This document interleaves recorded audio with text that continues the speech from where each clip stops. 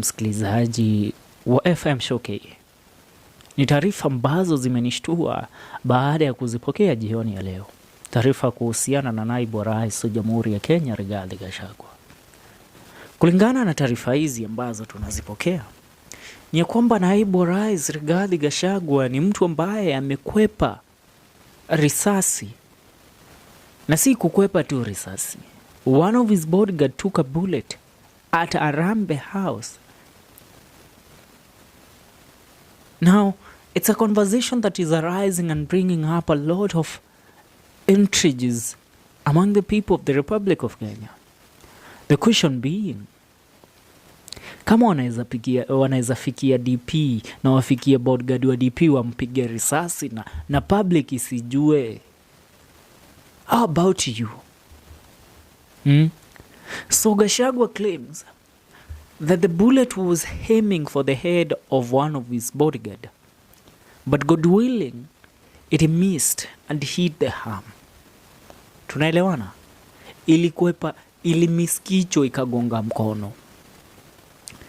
The bodyguard was taken to Nairobi Hospital, where he underwent treatment and then was released. But Gachagua blames and point fingers at a rogue element in the government of the Republic of Kenya and mostly the UDA coalition. Remember, this has been made clear by Gachagua while speaking and addressing the media from the Mount Kenya region.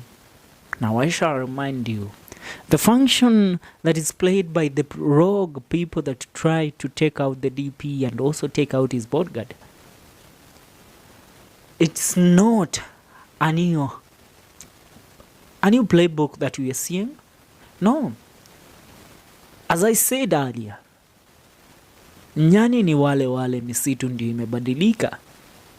I shall remind you, during the reign and era of President Uhuru Muigai Kenyatta, there was claims of assassination attempt on the life of the then DP William Ruto, now the President of the Republic of Kenya. There were claims, and these claims were made public by blogger Dennis Itumbi. He claimed that Uhuru's government is plotting on the assassination of the then DP William Ruto. Now, the same game plan that happened then is being played, but this time round, it is not being alleged by anybody else. The DP that has exposed a rogue element in the government of President William Ruto, claiming that these people shot and wounded one of his bodyguard at his offices in Arambe House. Now, kama mnaweza fikia DP that easily, how do you want to, the DP points out this element and claims these are works of a rogue police unit, a killer cop unit that is in the government of the Republic of Kenya, and a hit squad which is being used by leaders in the government to intimidate the people of the Republic of Kenya and also to try and intimidate Gachagua against his ambitions of ever succeeding from President William Ruto and becoming the next President of the Republic of Kenya come the year 2032. Remember, when we start to point out people that have been fighting the DP in the Mount Kenya region, that includes Kimani Ichung'wah, Didi Nyoro, Governor of Kirinyaga Anne Waiguru, the former Cabinet Secretary of Public Service Moses Kuria. But when did this incident happen? I shall tell you when this incident happened. Remember when the President of the Republic of Kenya was traveling to the United States of America, when he was invited to address the Congress and also speak to the people of the United States, where they held a press briefing alongside the President of the United States, Joe Biden. Remember, then is when we heard a rumor that the Deputy President of the Republic of Kenya has been missing in public for some time. And then the DP came with the claims that he had gone to the Mount Kenya region to pray, which was false and which we all had doubts about. The DP had stayed for over 10 days without making a public appearance, which was the longest the Deputy President has ever stayed without being seen in public since he was appointed alongside President William Ruto. So Kenyans had a lot of questions. And when he came back, he tried to point it out to us that, you know what, I did this, I went to pray for the nation, I went to seek SG, I left my phone, I wasn't picking phone calls. No. That is the time that an attempt on his life was made. And the attempt also went ahead to put one of his bodyguards in an hospital bed, which made the Deputy President to start now rethinking, wait a minute, what if that bullet had hit me? Wait a minute.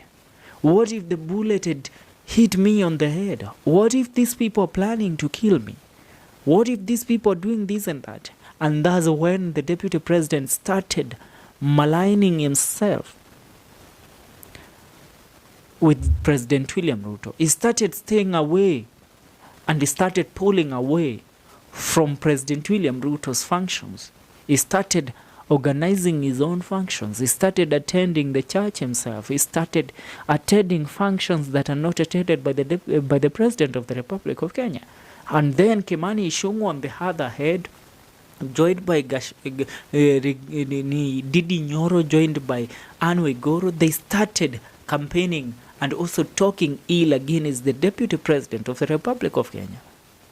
They all were against him. And remember, all of those people that I've mentioned had flown out of the country to the United States together with President William Ruto. Remember, when President William Ruto was in the US is when even Oscar Sudi started abusing Gachagua in the Rift Valley region. And a lot of people in government started talking ill about the DP. Now that is the time the DP decided, you know what? It is not about working this time round. It's about intimidating me in this government. So the DP today has told us that there is a rogue element in the government of President William Ruto, and this rogue element should be addressed directly, not with the game that is being played beating around the corners. I bet you understand. Remember, this is FM show. I want to hear your comments in regards to this. I want to read a few comments on the people that have reacted to this story, because a lot of people are reacting to it. Hey, I can see Tough Guy says, were you there, Mr. DP? How did you come to conclusion that the killers were aiming at the head? You are looking for sympathy, but Kenyans, including people of the mountains, know your motives. Nothing else, but you want to divide Kenyans. Tough Guy. Peter Ndege says, bodyguards to Gachagua or any affiliated members of parliament or any politicians who are allied to Gachagua should watch out, because this man now needs sympathy, support from Kenyans. He may decide to assassinate one to smear Ruto with his own stool, so that Ruto may look to target Gachagua. He needs to clear his bad name by sacrificing his own to dirtify the good name of President Ruto. At the good name of President Peter Ndege, you are very foolish. Good name of President, what good name? The butcher of Sugoi, you're telling us the good name. You stop talking nonsense and rubbish. But sometimes even when you read your message, we need to analyze them. How do you tell me that the good name of President? What good name does this man has? What has he delivered to prove that he has a good name? What has he done for the Republic of Kenya? Stop giving us that rubbish and barbaric stuff that you're giving to us, bana. Rocky Mondibo says anatafuta njia ya kuexonerate Ruto. Hakuna speech atafanya bila kutaja Ruto. His previous self-confidence is gone. now behaving like a kid deliberately seeking to be noticed by a busy parent. Sure, that one I can concur with you. Again, Aroke Modibo says a choreographed scene to play the victim, but poorly executed. Who would want to assassinate a bodyguard instead of the guarded? Sure, a question also we should ask. But today Gachagua was proved. He had a point, and his point was to prove that President Uhuru Kenyatta was right for telling Kenyans not to choose William Ruto as their president. Edward Chirchir says, very desperate to hoodwink and suspecting Olopolois in Mount Kenya, the invited media houses speaks volumes. Edward Chirichiri, ulikuwa unataka aite Kass FM? Motari Emmanuel says, you are in this government having no mercy. Pepe says, Gachagua is fumbling left, right, and center. How did you know it's cops and were aiming for the head, but instead went for the arm?